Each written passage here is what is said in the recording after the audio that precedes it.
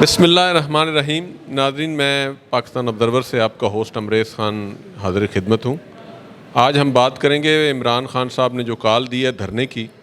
काफ़ी इंतज़ार के बाद उन्होंने बिल आखिर जुमे के दिन अनाउंस किया है कि वो लिबर्टी से लाहौर से जो है इस्लामाबाद तक लॉन्ग मार्च करेंगे।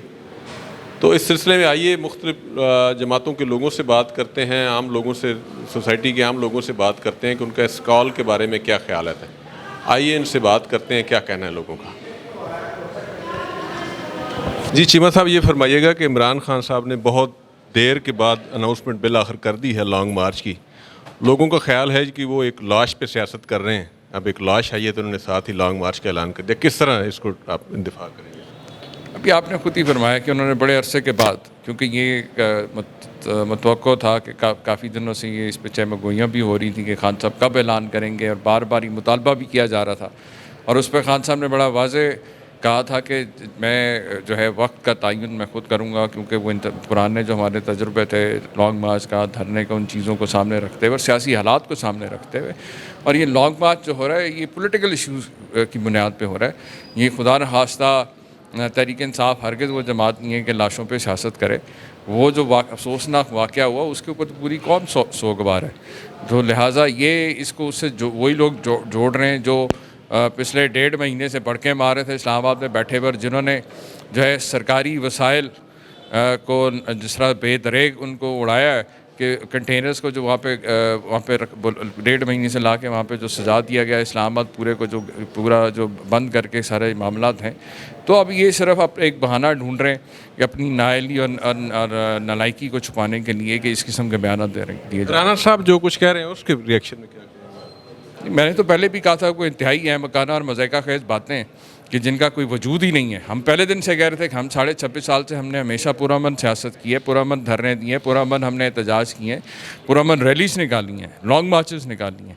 तो ये जो था सिर्फ वो बहाना बनाना चाह रहे थे कि दोबारा से शायद कोई उसी किस्म का 25 मई वाला जिस तरह का उन्होंने यहाँ पंजाब में किया उसी किस्म के कोई हालात इस्लामाबाद में क्रिएट करने चाहिए।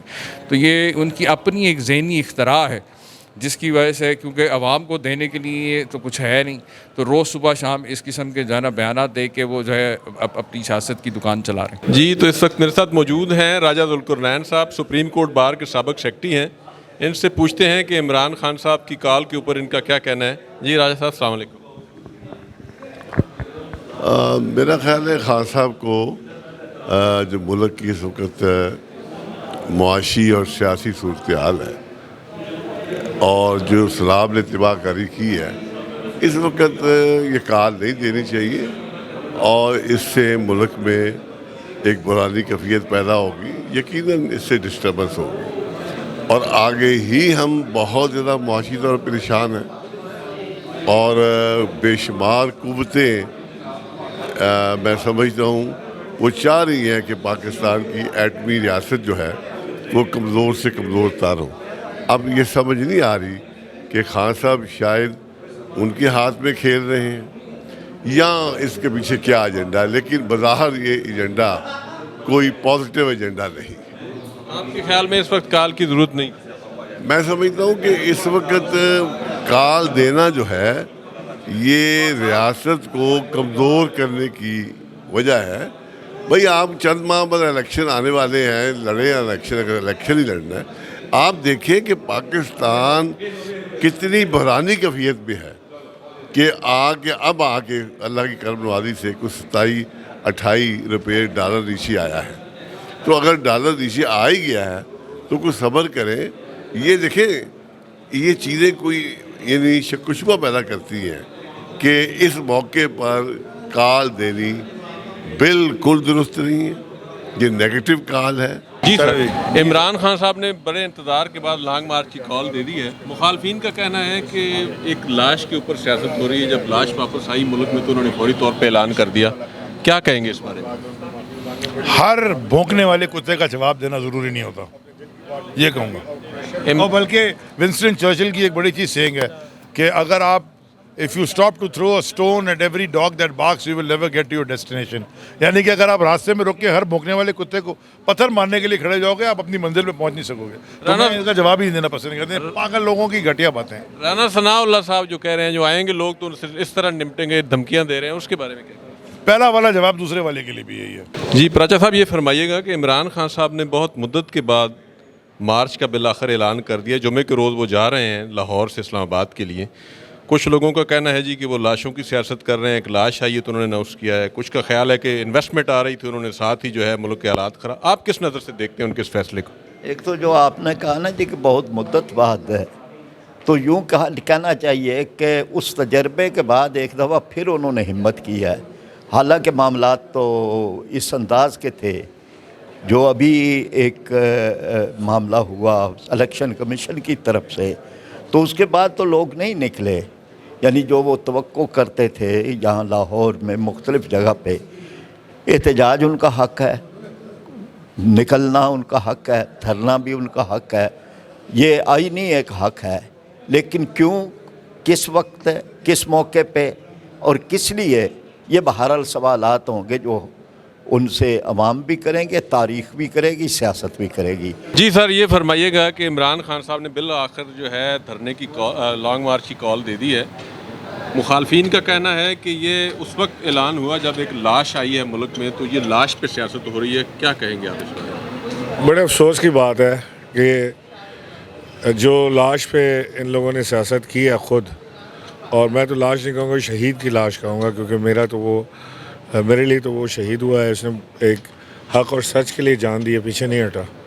और ऐसे हक़ और सच पे खड़े रहने वाले पाकिस्तान में क्या दुनिया में आपको कम लोग मिलते हैं जो अपनी जान की परवाह ना करते हुए हक़ और सच पे खड़े रहें।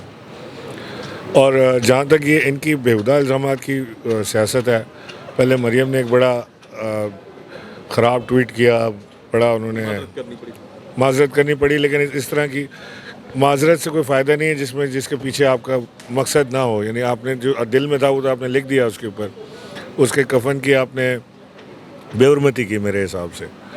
तो मैं इस पे जवाब नहीं देना चाहता। मैं सिर्फ इतना समझता हूँ कि आज अगर अरशद शरीफ ज़िंदा होता तो वो इस रैली की, इस मूवमेंट की सबसे बड़ी कवरेज वही कर रहा होता। राना सनाउल्लाह साहब धमकियाँ दे रहे हैं, आएंगे तो ये करेंगे वो करेंगे, किसके बारे में? राना सनाउल्लाह जो है ना वो नूरी नाथ बने हुए हैं। आजकल मूवी भी आई हुई है तो वो देख रहे हैं बार बार, तो वो नूरी नाथ बन जाते हैं। लेकिन मैं ये आपको बता दूं कि ये इसके दिन ज़्यादा नहीं है, इस हुकूमत के दिन ज़्यादा नहीं है, और ये राना सनाउल्लाह भी अपने अंजाम तक पहुँचेगा। जी चौधरी साहब, ये फरमाइएगा कि इमरान खान साहब ने धरने की काल बिल आखिर दे दी है। मुख्तलिफ आरा आ रही हैं, कुछ लोगों का ख्याल है जी कि ऐसे वक्त में दिया गया है जब मुल्क में इन्वेस्टमेंट आ रही थी, ये मुल्क के हालात ख़राब होंगे इससे। कुछ लोगों का ख्याल है कि अपना अरशद शरीफ की लाश आई है तो उसके बाद फौरी धरने का ऐलान हो गया। आप किस तरह देखते हैं इसको? आपका बहुत शुक्रिया। और मैं समझता हूँ कि इस वक्त पाकिस्तान की बात करने की ज़रूरत है। कोई तो हो जो इस मुल्क की बात करे, इस कौम की बात करे, इस सिस्टम की बात करे, और अनफॉर्चुनेटली कहीं ना कहीं जाके बहुत से लोग रह जाते हैं उससे।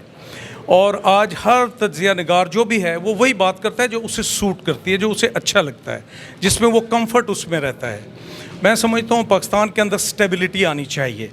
और जो मैं अभी कह के आया हूँ कि ज़िंदगी का ये हुनर भी आज़माना चाहिए, जंग किसी अपने से हो तो हार जाना चाहिए। अनफॉर्चुनेटली मेरे मुल्क में मैं देखता हूँ बहुत से धरने होते हैं, कुछ होता है, और कभी कुछ सरकारी मुलाजम धरने कर रहे होते हैं। 10 दिन के बाद पता चलता है कि जी जब लोग तंग हो चुके होते हैं उससे कि जी उनके मुज़ाकरात कामयाब हो गए और उनकी बात मान ली गई है। मैं समझता हूँ इमरान खान क्या कह रहे हैं, उनकी बात सुननी चाहिए। और अर्ली इलेक्शन में कोई हर्ज नहीं है, तो हर बंदा इस वक्त पाकिस्तान की बात करनी चाहिए। मैं समझता हूँ अपनी प्रायोरिटी में, और एज़ पॉलिटिकल वर्कर मैं समझता हूँ कि हमारी प्रायोरिटी में से पाकिस्तान निकल गया। अनफॉर्चुनेटली ये कौम निकल गई, इस कौम के गरीब, नादार, यतीम, बेसहारा लोग निकल गए हैं। मैं बहुत दिन से देख रहा हूँ कि किसी ने इस कौम की बात नहीं की, सब अपनी अपनी बात कर रहे हैं, और इस वक्त सारे गुस्से में हैं, सब गुस्से में हैं। हमारे जो भी लोग हैं वो गुस्से में हैं। हमारे साथ मौजूद हैं एहसान वाई साहब, साबिक मरकज़ी सदर हैं अवामी नेशनल पार्टी के। इनसे भी जानते हैं कि इमरान खान के धरने की कॉल के ऊपर, लॉन्ग मार्च की कॉल के ऊपर इनका क्या रद्द अमल है। जी अस्सलाम वालेकुम। मैं ये समझता हूँ कि लॉन्ग मार्च या पुरअमन एजिटेशन ये सियासी पार्टियों का ये हक होता है, लेकिन देखना ये है कि आया ये धरना या एजिटेशन या लॉन्ग मार्च आया ये प्रो पाकिस्तान है? क्या ये ऐसे वक्त में तो नहीं हो रहा कि जब चाइना के साथ तल्लुकात बंदे हैं और वहाँ वफद ने जाना है? पिछली दफ़ा भी जब चाइना के सदर ने दौरा करना था पाकिस्तान का, तो इमरान खान साहब ने वहाँ धरना दे दिया। इन्हें रिक्वेस्ट की गई कि भाई चाइना के सदर आ रहे हैं और बड़े मुआहदे होने हैं और प्रो पाकिस्तान मुआहदे होने हैं माशी तौर पर, लेकिन ये नहीं माने और चाइना के सदर को वो दौरा मुलतवी करना पड़ा। जी सर, इमरान खान साहब ने बिल आखिर जो है वो लॉन्ग मार्च की कॉल दे दी है। बड़ा इंतज़ार था नौजवानों को, लोगों को। मुखालफिन का कहना है कि अरशद शरीफ की लाश आई है तो उसके बाद इमरान खान साहब ने कॉल दे दी है। क्या, किस तरह डिफेंड करेंगे आप इसको? खान साहब ने तो कहा हुआ था कि इस महीने के एंड पे दूंगा मैं कॉल। तो खान साहब अल्लाह ताला, अरशद शरीफ शहीद हुआ है, वो किसी को ख्वाब तो नहीं आई थी ना कि खान साहब महीना पूरा से कह रहे थे कि इस महीने के अंदर अंदर मैं कॉल दूंगा। तो ये तो ऐसी हवाई बातें कर रहा है जो भी मुखालफिन है। मुखालफिन को तो तमीज़ ही नहीं है। मुखालफिन की जो इस वक्त जो बनी फिर रही है ना मरीम नवाज़, उसका एक ट्वीट ना उसकी सारी इंसानियत पे लानत भेजता है। उसके एक पैगाम ने कि शहीद हो गया अगला, तुम घटिया बातें कर रहे थे। कुछ लोगों का कहना है कि चाइना ने इन्वेस्टमेंट की हामी भरी थी। इमरान खान साहब मुल्क के हालात ख़राब करना चाह रहे हैं धरने और लॉन्ग मार्च के ज़रिए। मुल्क में सैलाब है, सैलाब की बात नहीं कर रहे, महंगाई है, महंगाई की बात नहीं कर रहे। इसके बारे में क्या ख्याल है? उन्होंने कहा इलेक्शन कराओ, इलेक्शन के हालात ख़राब। वो दुनिया मुल्क में इलेक्शन हो तो हालात ख़राब हो जाते हैं। इमरान खान तो कह रहे इलेक्शन कराओ। दुनिया कौन सी में इलेक्शन कराने से हालात ख़राब होते हैं? इलेक्शन कराने से हालात बेहतर होते हैं। इलेक्शन कराने के बाद नई हुकूमत बनती है, 5 साल का मैंडेट होता है, लोगों का एतमाद बहाल होता है। राना सनाउल्लाह साहब बहुत सख्त मैसेज दे रहे हैं जी कि लोग आएंगे तो निपटेंगे। इसके बारे में क्या?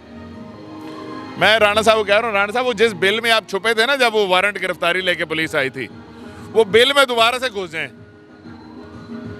आप बेहतर है नजर ना आइएगा, क्योंकि किसी दे हत्थे चढ़ गए ना 4.5 किसी दे तो फैंटी बड़ी लगनी चाहिए इस बारी। जी तो नाजरीन, आपने मुख्तलिफ पार्लियामेंटेरियंस की, मुख्तलिफ पार्टीज़ के लोगों की, मुख्तलिफ रहनुमाओं की गुफ्तगू सुनी। PTI के एक्टिविस्ट की बात भी आपने सुनी। जमात इस्लामी के, मुस्लिम लीग नून के लोगों का कहना था जी कि इमरान खान की जो कॉल है बिल्कुल भी वो वक्त के मुताबिक नहीं है। ये वक्त नहीं था, मुल्क में सैलाब है, महंगाई बहुत ज़्यादा है, उनका जो एजेंडा है वो इश्यूज़ के ऊपर नहीं है। और जो PTI के लोग हैं उनका कहना था जी कि PTI ने कभी भी लाशों की सियासत नहीं की। इमरान खान ने पहले ही जो है वो कॉल दी हुई थी कि हम इस महीने के आखिर तक जो है इस्लामाबाद की तरफ मार्च करेंगे। तो इसमें बिल्कुल भी कोई लाश पे सियासत करने वाली कोई बात नहीं है। दूसरा उन्होंने कहा जी कि राना सनाउल्लाह की तरफ से जो हमें धमकियाँ मिल रही हैं इंशाल्लाह हम उनको भी देख लेंगे, और उन्होंने बड़ी उसके बारे में भी सख्त लैंग्वेज इस्तेमाल की है।